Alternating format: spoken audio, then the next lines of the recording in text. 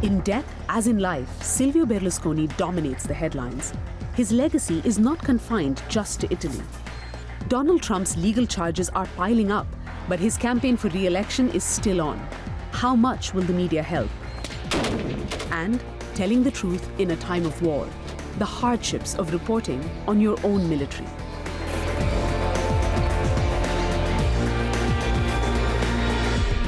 Hello, I'm Meenakshi Ravi, and you're at The Listening Post, where we dig into the coverage and analyze how news gets reported. It's not unusual in this age of modern populism for politicians to lie openly and on the record, to twist laws to accommodate their corruptions, to manipulate the media, and through all this, to have a following that stands by loyally, no matter what. Italy's former Prime Minister Silvio Berlusconi, who died this past week, was a trailblazer in this genre of politics. During his heyday in the 1990s and 2000s, he wasn't just the country's longest-serving prime minister. He was simultaneously its biggest media mogul, the owner of the Mediaset conglomerate. Berlusconi created a cult of personality and navigated years of political battles and worsening scandals by keeping a firm grip on Italy's media. That influence and popularity was on full show as Italy marked his passing, remembering a man who left an indelible mark on the politics and media of his country and whose style has been mirrored by populist politicians well beyond Italy. Silvio Berlusconi's send-off, a grand affair full of pomp and pathos, lauded by supporters and scorned at by critics, a completely televised spectacle. It could not have been more emblematic of the man himself. One thing that I've been reflecting on over the past few days when thinking about the grandeur around his funeral are the mega screens that were installed in Milan's Piazza Duomo. That normally happens only for World Cup finals. Berlusconi came to dominate the Italian political arena, and he was able to construe a completely different narrative around his personality, which had different elements to it. His television empire and his self-made man rhetoric, and also his football team, AC Milan. So that is very unique, and I think his exit through a televised, a very public state funeral is very symbolic of the way he really lived his life under the cameras and out in public.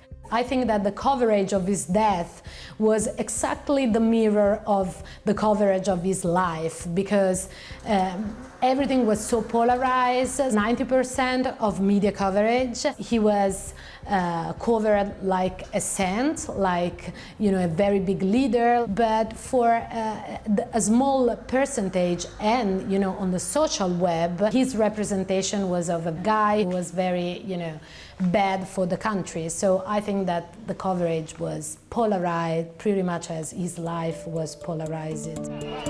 Berlusconi was a man ahead of his time. In the 1990s, he shattered the mold of a lumbering, out-of-touch and deeply corrupt political class, replacing it with the figure of himself as a novus homo, a new man from outside the establishment. In truth, Berlusconi was anything but an outsider.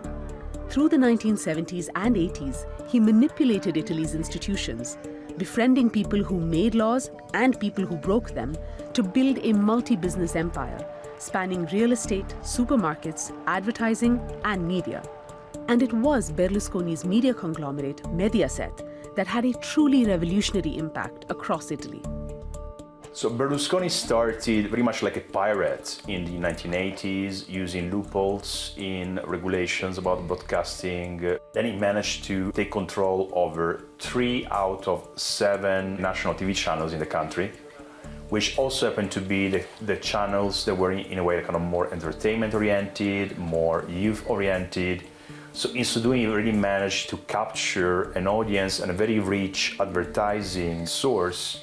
Let's consider that when Berlusconi created his television empire, there was only Rai, the public broadcasting in Italy. Commercial television did not exist before Berlusconi. Fate il vostro applauso incandescente per la nostra Federica e per la nostra Costanza. So for Italian people, suddenly they had all these entertainment programs, really funny and full of these, women. And when people say that Berlusconi was very able to use his media to pass his political agenda, they don't understand what was his real revolution. He was really good to create a culture focused on money, on freedom, on entertainment. The culture that he was able to create was the base for his political message. He would not have been able to do what he did and to sustain his political clout without the media that he owned. When he stepped into politics, in January of 1994, he went on air with a famous speech. L'Italia è il paese che amo. Qui ho le mie radici, le mie speranze e i miei orizzonti. And in 3 months, using his media and using his money, he was able to build the largest political party in Italy, and he became prime minister. And he used his media power, taking advantage of the fact that in Italy there are no laws regulating media concentration and the use of the media for political purposes. This has been a key feature for its political success, but is also a lesson not to be forgotten in Western-style democracy. Of all the innovations attributed to Berlusconi, the one cited the most since his death has been the genre of politics he championed. Silvio Berlusconi was a populist showman. Berlusconi was the frontrunner of the brand of modern demagoguery seen in so many countries in the past decade. From Italy's far-right Prime Minister Giorgia Meloni to Hungary's Viktor Orban, Jair Bolsonaro in Brazil, and Boris Johnson in the UK, there are many adherents to Berlusconi's political style. No one has mirrored him quite as closely, though, as former US President Donald Trump. The scandals that pockmarked Berlusconi's time in office, corruption, embezzlement, tax evasion, sexual misconduct, are all strikingly similar to accusations plaguing Trump. Berlusconi bent laws, parliamentary procedures, and public sympathy to escape, Houdini-like, with no time in jail for any of his offenses. Trump is aiming, hoping, for the same. The only crime that I have committed is to fearlessly defend our nation from those who seek to destroy it. I remember when Donald Trump was first elected in 2016, a lot of commentators said that actually Italy had had its own Donald Trump more than 20 years before the US. Both men come from real estate and from commercial television, and both men had a playbook which was very much focused on polarizing public opinion for what they stood for and against everything else and what their political opponents stand for. Berlusconi's story provides a cautionary tale for those who think that Trump is now out of the game because of these legal indictments. In fact, Berlusconi showed just how deep disillusion about the neutrality of political institutions, the neutrality of procedures, and the neutrality of law runs. È assurdo che mentre questa persona lavori giorno e notte in questa direzione ci siano dei funzionari, dei dipendenti, degli impiegati dello Stato pagati coi soldi dei cittadini che tramino contro il Presidente del Consiglio.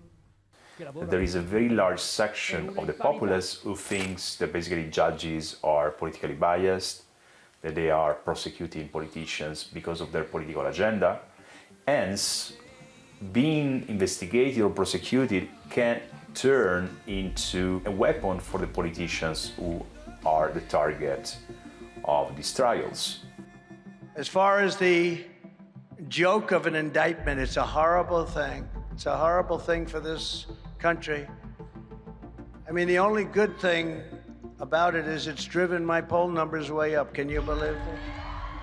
And Trump is already very much exploiting his status as someone under indictment as a proof, right, that the deep state is really there and is trying to attack him using any excuse in order to get him out of play. Berlusconi's death didn't mark the end of the Berlusconi era. That happened some time ago. While his party, Forza Italia, is part of the political coalition currently in government, his time at the top of Italian politics ended back in 2013 when a tax fraud scandal at Mediaset finally slowed his political ride. The legacy Berlusconi leaves is writ large across Italy, in the country's media, across parts of its popular culture, in the political characters that Italians seem to tolerate. And Berlusconismo itself remains alive, not just in his homeland, but around the world. As one Italian commentator said after his death, he was the first populist ever in a Western democracy. His style and the way he approached politics and public life was very different to anything we had seen before. Berlusconi completely changed the relationship between politicians, leaders, and their voters. Moving from Berlusconi to Donald Trump, the former US president has been actively using his numerous legal battles as fodder for his re-election campaign. Flo Phillips was watching how this week's events went down. This past Tuesday, former President Trump had 37 charges issued against him, including, quote, willfully withholding classified documents and obstructing justice. Throw in previous charges like lying about paying off a porn star or inciting the 2021 attack on the US Capitol, and that charge tally now exceeds 100. Immediately after the court session, true to form, Trump went into campaign and damage control mode. Arrested on fake and fabricated charges. The speech was carried in full on Fox News. Remember, this is a network that has faced serious legal trouble for its promotion of Trump's lies during the 2020 election count, recently paying nearly $800 million to settle just one case. And yet, Fox went to town, even running a text strap calling President Joe Biden a, quote, wannabe dictator. Other American news networks went wall-to-wall with the legal drama, but refused to broadcast Trump's speech. We are here to bring you the news. It hurts our ability to do that if we live broadcast what we fully expect in advance to be a litany of lies and false accusations. We're not carrying his remarks live because, frankly, he says a lot of things that are not true and sometimes potentially dangerous. CNN's position was particularly interesting, given that the network hosted a Trump town hall event just last month, letting him speak live for more than an hour. I want Europe to put up more money because they're laughing at us. They think we're a bunch of jerks. CNN took a lot of heat for that decision, which seemed to be much more about ratings and revenues than editorial values. It was reminiscent of the 2016 election campaign, when the networks gave Trump a disproportionate amount of airtime, more than double what they gave his Democratic rival, Hillary Clinton. How long will this moment of editorial clarity last for US media outlets? As the 2024 election draws ever closer, the decision about whether or not to platform Trump will only get tougher. Thanks, Flo. War reporting is some of the most challenging journalistic work there is. Apart from the obvious physical dangers, there are issues of access across battle zones and the task of cutting through government spin. However, the assignment takes on a new level of complication when journalists try to probe their own militaries, especially in the midst of a conflict. Many journalists fail as notions of patriotism or the realities of official retribution become obstacles that are impossible to surmount. Two recent wars in Ukraine and Ethiopia provide a glimpse of the burden journalists bear when reporting conflicts in their countries.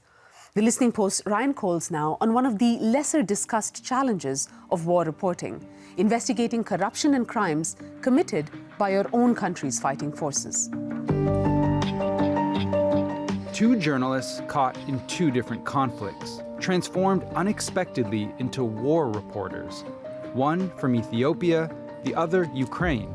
When war broke out, they were faced with the task of not just reporting while fearing for their safety and that of their families and their countries, but with doing the job rigorously and objectively, regardless of which side they were reporting on. Anna Mironyak works with the Kyiv Independent. A few months into Russia's war on Ukraine, she found herself investigating a new military unit launched by President Zelensky, the International Legion. I investigated Russia's war crimes, atrocities like rape and torture. There were many stories like that. And then a source came and brought this tip about some mismanagement in the international legion. There is a convicted criminal who is wanted at his home country in Poland and who is now serving in the leadership. It was too strange to be true. So then, we started investigating, finding out more. We're not going to be implicated by any means as leaders. We will not Theft, physical threats with a gun, sexual harassment of female medics. This story was among the most difficult choices in my life. Because on one hand, well, you are a Ukrainian, right? And you know that your army is protecting you. And at the same time, there are some people who are abusing the situation and doing some shady dealings while nobody is watching. The story made a splash, and not just because of what it exposed, but because it was such a rare example of a Ukrainian outlet investigating its own military. So rare, in fact, that Kyiv Independent issued an op-ed defending their decision to publish. People were saying that we, by doing this story, were helping Russian propaganda machine. But my response to that is that Russia can turn anything into propaganda. The purpose of journalism is not sugarcoating Ukraine's realities, is basically, showing Ukraine as it is. I am patriotic, but this story was done out of patriotism, because I believe that shedding light on the military is helping the military, not hurting it. If there's something that we would say is emblematic about corrupted journalistic treatment of wars, it's silence. It's not talking about the atrocities on our side, leaving the field open to only report on the atrocities of the other side. It's much easier to do public relations, in effect, than to really dig deep and illuminate truth, no matter how difficult or upsetting it might be for whoever. It's something that any journalist might struggle with, whatever the conflict, wherever it may be. In 2020, a war broke out in Ethiopia between the government, led by Prime Minister Abiy Ahmed, and the former de facto leaders of the country, the Tigrayan People's Liberation Front, or TPLF. Lucy Casa extensively covered the civil war, a brutal conflict that claimed an estimated 600,000 lives. Her first investigation began after she received information directly contradicting the government's narrative. The Prime Minister was saying this is just a law enforcement operation. There was no civilian casualty. But I started to meet people who managed to flee from Tigray, and they told me the true picture of the war. I started to receive cases of sexual violence and killings, and I was shocked to have this information in my hand because of the terrible human rights abuses that I never imagined in my life. I didn't really think whether I have to report. It was intuitive. Casa's intuition was unusual.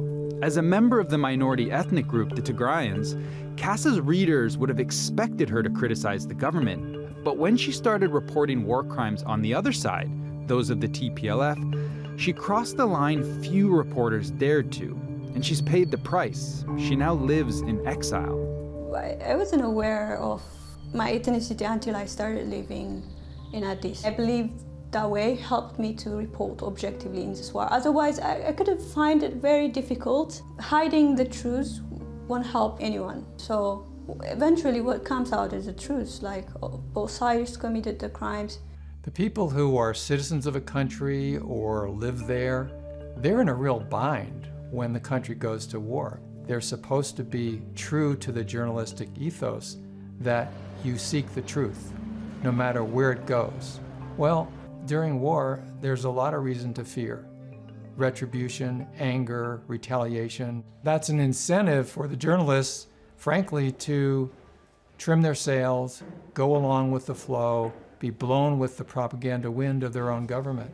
And unfortunately, journalists usually succumb to the pressure. It's an age-old battle.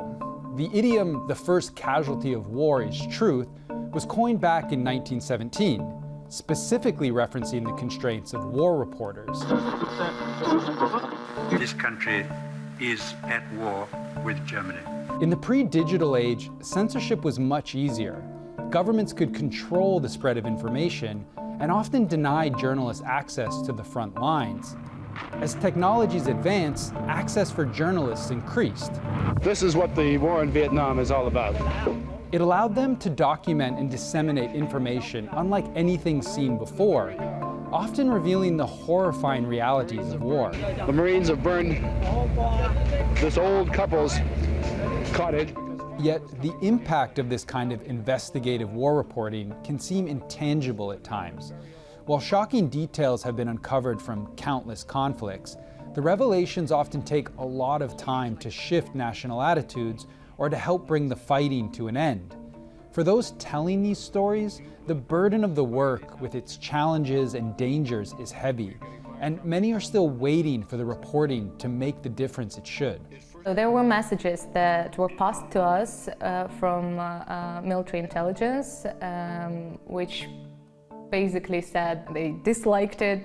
Unfortunately, our reporting didn't lead to these commanders being removed from their positions, but the situation did change. Our story was published, and then stories investigating domestic issues started appearing, which I believe is a good sign for Ukraine and for Ukraine's freedom of speech and democracy. It has created a huge impact. If it wasn't because of the investigations we journalists did, the war might have continued. I think it has forced the international community to pressure this warring sides into negotiation and sign peace deal. The Prime Minister office released the statements that I am not a journalist, and then they opened a huge online hate campaign, and like physically I was attacked when I was in Addis, and then I had to flee because of this.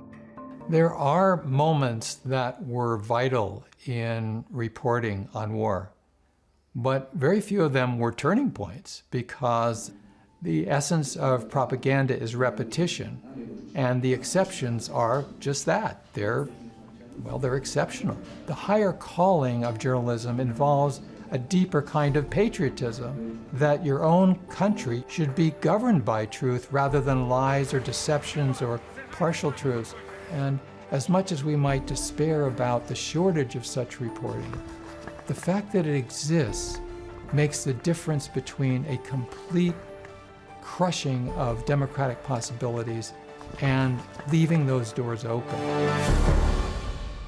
And finally, since the start of Russia's war on Ukraine back in February last year, the Kremlin's international English language broadcaster, RT, has been off the air and offline across much of the Western world. The channel hasn't completely forgotten audiences across the US and Europe, though. This past week, RT put out a video with some pretty poor animations of Western leaders, Biden, Sunak, and Ursula von der Leyen amongst them. The theme of the video? Failed brainstorming on a new round of sanctions against Russia. Watch until the end for a jibe about the banning of RT. We'll see you next time here at The Listening Post. No, that's bull, that's nonsense. We need some fresh ideas. Better, stronger, and effective.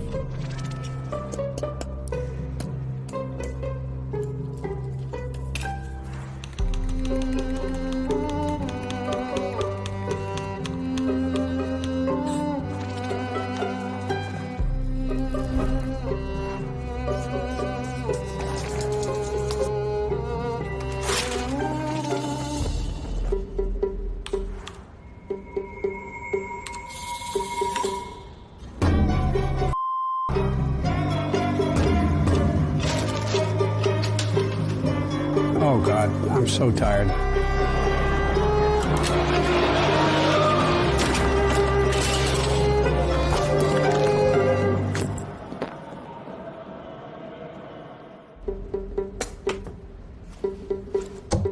RT International.